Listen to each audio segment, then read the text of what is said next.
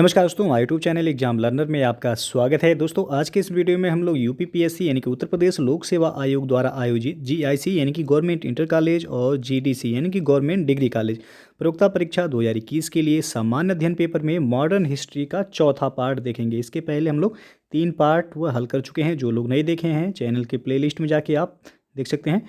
तो दोस्तों, वीडियो को लाइक शेयर कर दीजिएगा। चैनल पर पहली बार आए हैं तो चैनल को सब्सक्राइब कर लीजिएगा, साथ में बेल आइकन को प्रेस जरूर कर लीजिएगा, जिससे आने वाले अगले वीडियो का नोटिफिकेशन आपको पहले मिल जाए। पीडीएफ इसका हमारे टेलीग्राम चैनल पर मिल जाएगा। नीचे डिस्क्रिप्शन में टेलीग्राम का लिंक दे दिया गया है, वहाँ से ज्वाइन करके आप पीडीएफ डाउनलोड कर सकते हैं। तो चलिए शुरू करते हैं।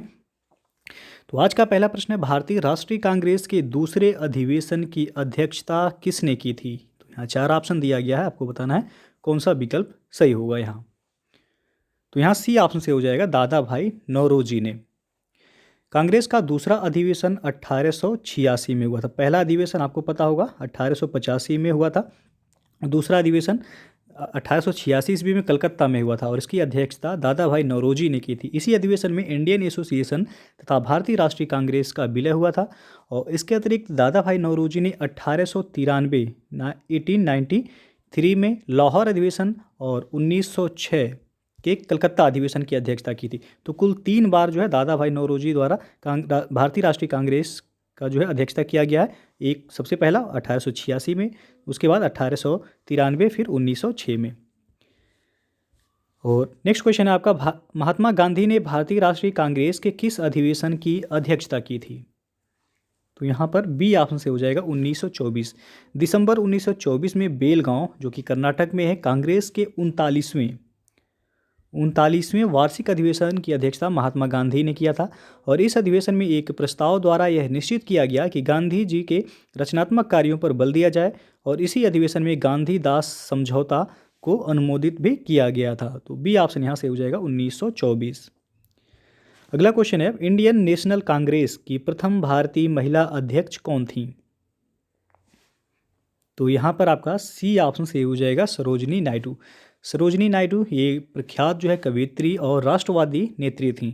ये वर्ष 1925 में कानपुर में हुए भारतीय राष्ट्रीय कांग्रेस के 40वें वार्षिक अधिवेशन में वे कांग्रेस की प्रथम भारतीय महिला अध्यक्ष बनी थीं। यदि प्रथम जो है महिला पूछा जाए कांग्रेस अध्यक्ष कौन बनी थी, तो एनी बेसेंट बनी थी, जो कि ये 1917 में बनी थी। लेकिन यहाँ पूछा गया प्रथम भारतीय महिला अध्यक्ष कौन थी, तो वह थी सरोजनी नायडू। सी ऑप्शन से हो जाएगा, 1925 में ये बनी थी। और अगला क्वेश्चन है, पुस्तक poverty and un British rule in India किसने लिखी है? तो ये दादा भाई नौरोजी के द्वारा लिखा गया है। बी विकल्प सही हो जाएगा यहाँ। अगला क्वेश्चन है, किसने कहा था कांग्रेस आंदोलन न तो लोगों द्वारा प्रेरित था, न ही यह उनके द्वारा सोचा या फिर योजनाबद्ध किया गया था? तो यहाँ पर बी ऑप्शन से हो जाएगा सर सैयद अहमद। 1888 ईस्वी में सर सैयद अहमद खान ने एक संयुक्त भारतीय राजभक्त सभा बनाई। इसका स्पष्ट उद्देश्य कांग्रेस के प्रचार को निष्फल बनाना था और लोगों को कांग्रेस से दूर रखना था। सैयद अहमद खान ने कहा था कि कांग्रेस आंदोलन न तो लोगों द्वारा प्रेरित था, न ही यह उनके द्वारा सोचा या योजनाबद्ध किया गया था। तो बी ऑप्शन यहाँ सही होगा। अगला क्वेश्चन है, मुझे विश्वास है कि कांग्रेस अपने विनाश की तरफ जा रही है और मेरी यह बड़ी इच्छा भारत में रहते होगी कि इसके शांति प्रिय निधन के लिए इसका सहायक बनूं। यह किसके द्वारा कहा गया था या लिखा गया था? तो यहाँ पर सी ऑप्शन से हो जाएगा लॉर्ड कर्जन। अंग्रेज शासक समझते थे कि नरमपंथियों के नेतृत्व में कांग्रेस काफ़ी कमज़ोर है और जनता में इसकी पैठ नहीं है, अतः इसे खत्म किया जा सकता है। इसी नीति के सबसे बड़े प्रवक्ता थे लॉर्ड कर्जन। और वर्ष 1900 में कर्जन ने कहा था कि मुझे विश्वास है कि कांग्रेस अपने विनाश की तरफ जा रही है और मेरी यह बड़ी इच्छा भारत में रहते होगी कि इसके शांति प्रिय निधन के लिए इसका सहायक बनूं। तो यहाँ सी ऑप्शन से हो जाएगा।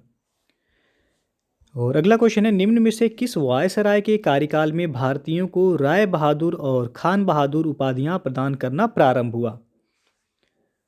तो यहाँ पर बी ऑप्शन से हो जाएगा लॉर्ड लिटन। लॉर्ड लिटन के कार्यकाल में भारतीयों को राय बहादुर और खान बहादुर की उपाधियां प्रदान करना शुरू हुआ। वर्नाक्यूलर प्रेस एक्ट ये आपका 1878 ईस्वी में लॉर्ड लिटन के काल में ही पारित किया गया था। तो याद रखिएगा, ये प्रश्न जो है पूछा जाता है। और अगला क्वेश्चन है, अधिकतर नरमपंथी नेता थे? तो यहाँ पर बी ऑप्शन से हो जाएगा शहरी क्षेत्रों से।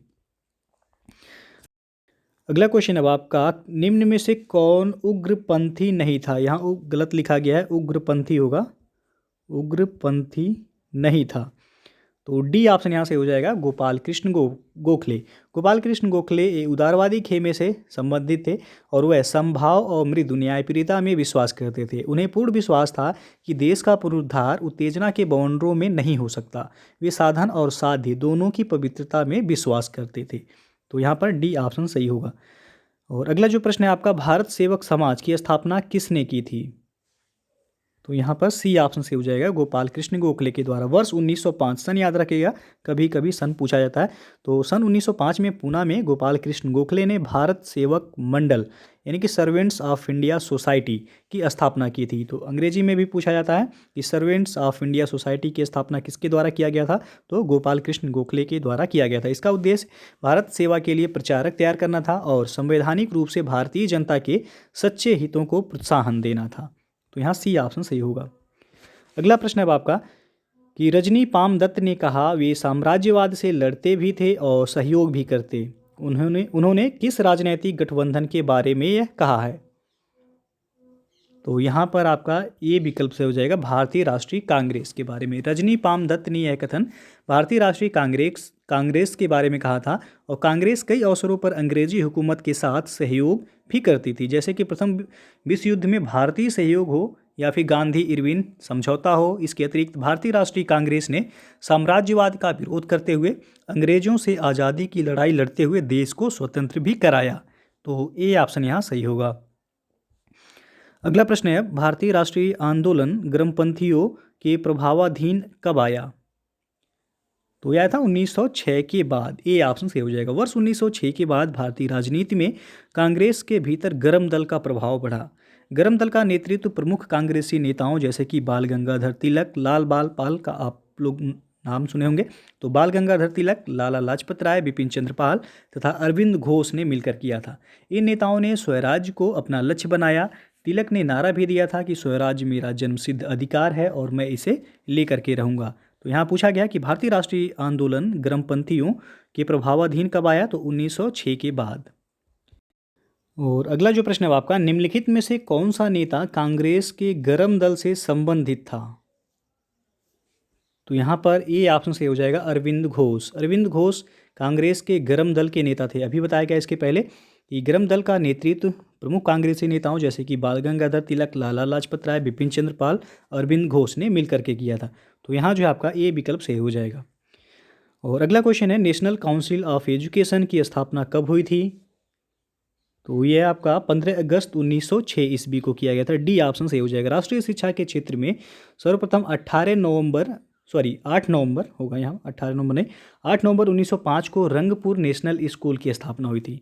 और 16 नवंबर 1905 में कलकत्ता में एक सम्मेलन का आयोजन किया गया था। और इस सम्मेलन में राष्ट्रीय साहित्यिक, वैज्ञानिक और तकनीकी शिक्षा देने के लिए राष्ट्रीय शिक्षा परिषद यानी कि नेशनल काउंसिल ऑफ एजुकेशन स्थापित करने का फैसला हुआ। और 15 अगस्त 1906 को सद्गुरु दास बनर्जी द्वारा राष्ट्रीय शिक्षा परिषद की स्थापना की गई थी। तो यही जो है पूछा गया है कि नेशनल काउंसिल ऑफ एजुकेशन की स्थापना कब हुई थी? तो 15 अगस्त 1906 ईस्वी को। राष्ट्रीय शिक्षा परिषद हिंदी में याद रखिएगा। अगला प्रश्न है, राष्ट्रीय आंदोलन में निम्न में से किसको नरमदलीय के तौर पर नहीं जाना जाता था? तो बाल गंगाधर तिलक को। ये जो है गर्म दल के नेता थे। ए ऑप्शन सही होगा यहाँ। अगला जो प्रश्न है आपका, कांग्रेस के नरम दल के नेताओं की आंदोलन की पद्धति थी। तो यहाँ 4 ऑप्शन दिया गया, आपको बताना है कौन सा सही हो जाएगा। तो बी ऑप्शन से हो जाएगा यहाँ, राजवामबद्ध आंदोलन। इसे अंग्रेजी में कहते हैं कॉन्स्टिट्यूशनल एगिएशन, अर्थात प्रशासन में भारतीयों की भागीदारी की मांग तथा जनता में राजनीतिक जागरूकता उत्पन्न करना था। कांग्रेस के नरम दल के नेताओं के आंदोलन की प्रमुख पद्धति जो थी वह राजवामबद्ध आंदोलन था। बी ऑप्शन सही होगा यहाँ। और अगला प्रश्न है, शेर ए पंजाब के नाम से इनमें से कौन मशहूर थे? तो वह थे लाला लाजपत राय। सी ऑप्शन से हो जाएगा। लाला लाजपत राय शेर ए पंजाब के नाम से भी जाने जाते थे। और ये भारतीय राष्ट्रीय कांग्रेस में गर्म दल के नेता तथा पूरे पंजाब के प्रतिनिधि थे। इन्हें पंजाब केसरी भी कहा जाता है। तो यदि प्रश्न पूछा जाए पंजाब केसरी किसे कहा जाता है, तो लाला लाजपत राय को ही कहा जाता है। और साइमन कमीशन के विरोध में एक जुलूस का नेतृत्व करते समय लाला जी को लाठियों के प्रहार से घायल जो है ये हो गए थे। और उसके बाद 27 नवंबर 1928 को इनकी जो है मृत्यु हो गई थी। अगला जो प्रश्न है, अभिनव भारत से कौन संबंधित है? तो यहाँ पर आपका ए विकल्प से हो जाएगा बी डी सावरकर। अभिनव भारत की स्थापना सन पूछा जाता है, याद रखिएगा 1904 ईस्वी में, और स्थान नासिक में हुआ था। नासिक में अभिनव भारत की स्थापना हुई थी, नासिक यानी कि महाराष्ट्र में। और संस्थापक जो थे बी डी सावरकर थे। बी डी सावरकर यानी कि विनायक दामोदर सावरकर इनका पूरा नाम था। इनके द्वारा 1899 ईस्वी में स्थापित मित्र मेला ही वर्ष 1904 में एक गुप्त सभा यानी कि अभिनव भारत में यह परिवर्तित हो गई थी। पहले जो है अभिनव भारत का नाम क्या था? तो मित्र मेला था। 1904 में यह आपका अभिनव भारत जो है इसका नाम दिया गया। अगला प्रश्न है, मुजफ्फरपुर में किंग्स फोर्ट की हत्या का प्रयास कब किया गया? तो यहाँ पर आपका ए विकल्प से हो जाएगा 1908 ईस्वी में। 30 अप्रैल 1908 को बिहार के मुजफ्फरपुर में खुदीराम बोस और प्रफुल्ल चाकी ने किंग्स फोर्ट पर बम फेंका, परंतु किंग्स फोर्ट बच गया और दुर्भाग्य से राष्ट्रीय आंदोलन से हमदर्दी रखने वाले मिस्टर कैनेडी की पत्नी एवं पुत्री मारी गईं। प्रफुल्ल चाकी ने पुलिस से बचने के लिए आत्महत्या कर ली तथा खुदीराम बोस को गिरफ्तार करके फांसी दे दिया गया। तो सन याद रखिएगा 1908 ईस्वी। अगला क्वेश्चन है, निम्न में से कौन सा एक राष्ट्रवादी समाचार पत्र नहीं था? तो यहाँ पर आपका डी ऑप्शन से हो जाएगा the times of India. The times of India एक राष्ट्रवादी समाचार पत्र नहीं था। इसके अतिरिक्त यहाँ जो दिया गया द हिंदू, उसके बाद जो है बंगाली और दी महरत्ता, ये समाचार पत्र जो है राष्ट्रवादी सोच को बढ़ावा देने वाले थे। और अगला क्वेश्चन है, क्रांतिकारी गतिविधियों के साथ कौन सी पत्रिका जुड़ी हुई नहीं थी? तो यह था यंग इंडिया। डी ऑप्शन से हो जाएगी। यंग इंडिया पत्रिका यह क्रांतिकारी गतिविधियों के साथ जुड़ी हुई नहीं थी। यंग इंडिया पत्रिका का संपादन महात्मा गांधी ने किया था और महात्मा गांधी अहिंसक आंदोलन के समर्थक थे। तो यहाँ पर जो है आपका डी ऑप्शन सही होगा। अगला जो प्रश्न है, स्वराज मेरा जन्मसिद्ध अधिकार है, मैं इसे लेकर रहूँगा या पाकर रहूँगा, किसके द्वारा कहा गया था? तो बताया भी गया है, यह बाल गंगाधर तिलक के द्वारा कहा गया था। और यह आपका लखनऊ अधिवेशन 1916 ईस्वी में बाल गंगाधर तिलक के द्वारा यह कहा गया था कि स्वराज मेरा जन्मसिद्ध अधिकार है और मैं इसे लेकर रहूँगा। और अगला प्रश्न है आपका, भारतीय क्रांति की जननी किसे कहा गया है? तो डी ऑप्शन से हो जाएगा मैडम भीकाजी रुस्तम कामा को जो है भारतीय क्रांति की माँ यानी कि मदर ऑफ इंडियन रिवोल्यूशनरी कहा जाता है। अगला क्वेश्चन है, मैडम कामा ने 1907 में प्रथम तिरंगा ध्वज कहाँ फहराया था? तो इन्होंने स्टुटगार्ट कहाँ है? तो यह जर्मनी में है। जर्मनी में इन्होंने फहराया था 1907 ईस्वी में। डी ऑप्शन सही हो जाएगा। और अगला क्वेश्चन है, लंदन में इंडिया हाउस के संस्थापक कौन थे?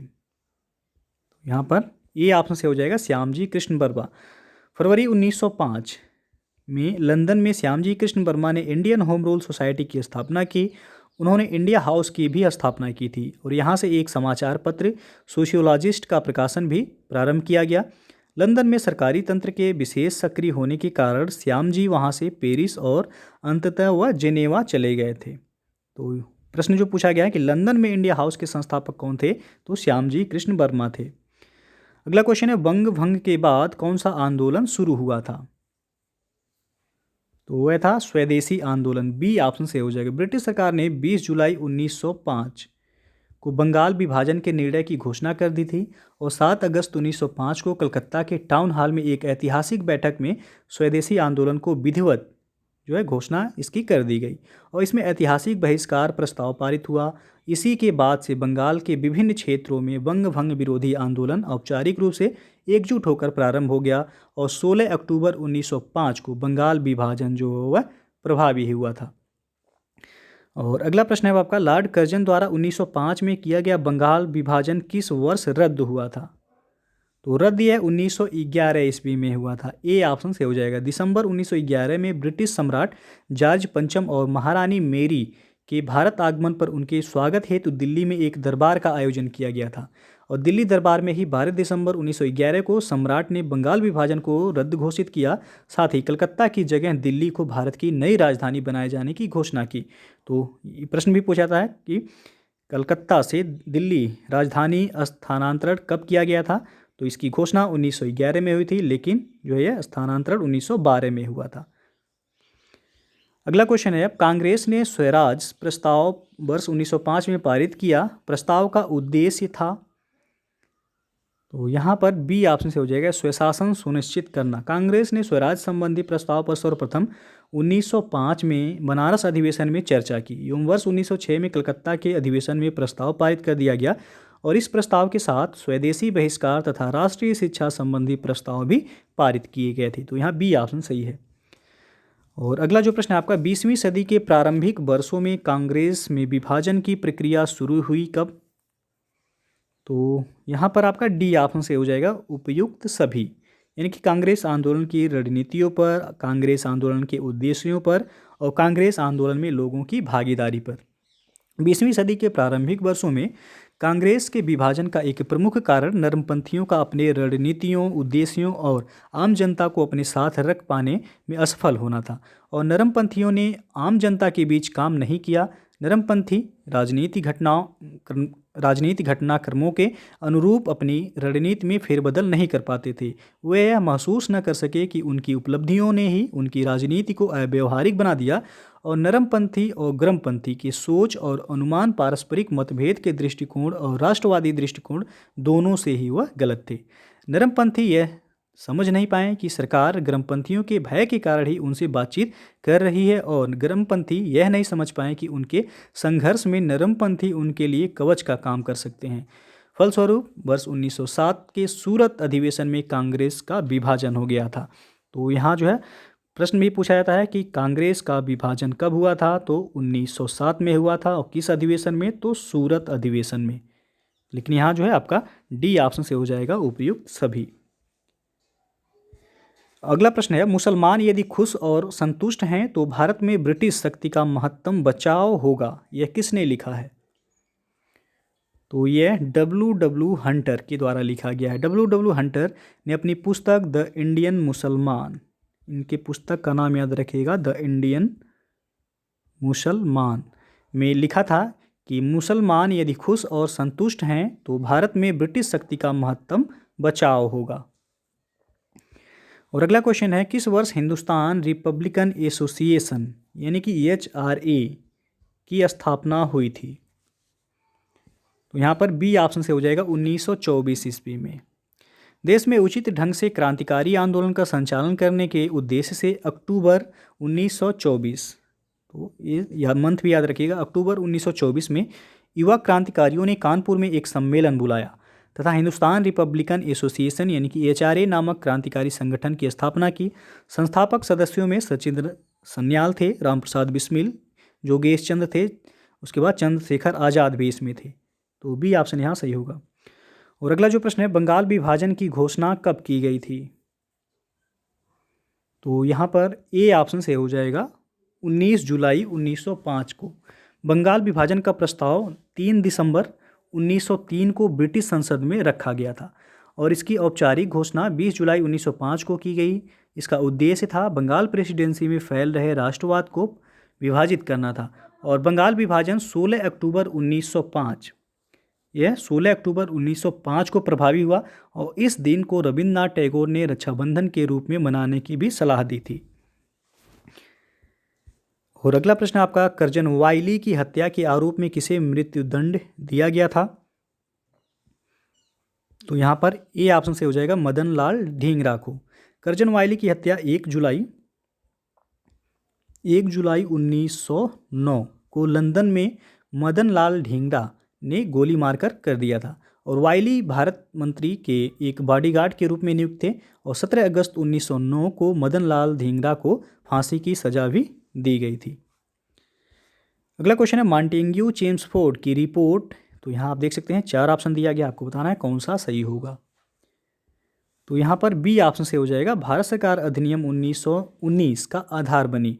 तो भारत सरकार अधिनियम 1919 को मॉन्टेग्यू चेम्सफोर्ड अधिनियम भी कहा जाता है, तो यहाँ पर बी ऑप्शन सही हो जाएगा। तत्कालीन भारत सचिव जो थे वह थे एडविन मॉन्टेग्यू और वायसराय जो थे लॉर्ड चेम्सफोर्ड की रिपोर्ट भारतीय परिषद अधिनियम 1919 का आधार बनी थी और इस अधिनियम के तहत प्रांतों में पहली बार द्वैध शासन लागू किया गया था। तो यदि पूछा जाए कि प्रांतों में द्वैध शासन कब लागू किया गया था या किस अधिनियम के तहत लागू किया गया था, तो भारत सरकार अधिनियम 1919 के तहत। तो दोस्तों ये था आपका जो है आधुनिक भारत के इतिहास का चौथा पार्ट। इसके पहले जो है 3 पार्ट अपलोड हो चुके हैं, तो जो लोग नहीं देखे हैं चैनल के प्लेलिस्ट में जाके आप वहाँ से देख सकते हैं।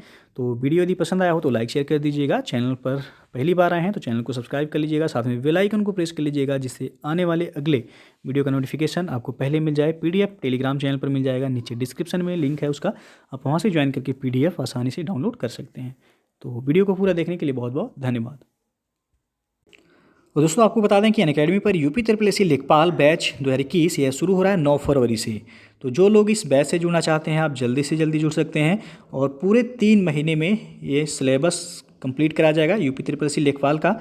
तो आप जुड़ सकते हैं, डिस्क्रिप्शन में लिंक दे दिया गया है, वहाँ से जाके आप देख सकते हैं। सबसे पहले इसके लिए आपको अनअकैडमी का लर्निंग ऐप इंस्टॉल करना होगा। इंस्टॉल करने के बाद अपने मोबाइल नंबर और ईमेल ID से आप लॉगिन कर लीजिएगा। लॉगिन करने के बाद आप सब्सक्रिप्शन ले सकते हैं। सब्सक्रिप्शन लेने के लिए आप हमारा रेफरल कोड यूज जरूर कीजिएगा, एग्जाम लर्नर, EXAMLEARNER। आप ये रेफरल कोड यूज करेंगे हमारा सब्सक्रिप्शन लेने के वक्त, तो आपको 10% का डिस्काउंट तत्काल आपको मिल जाएगा। तो जो लोग UPSSC लेखपाल बैच से जुड़ना चाहते हैं आप जल्दी से जल्दी जुड़ सकते हैं और अपनी तैयारी को बेहतर तरीके से कर सकते हैं।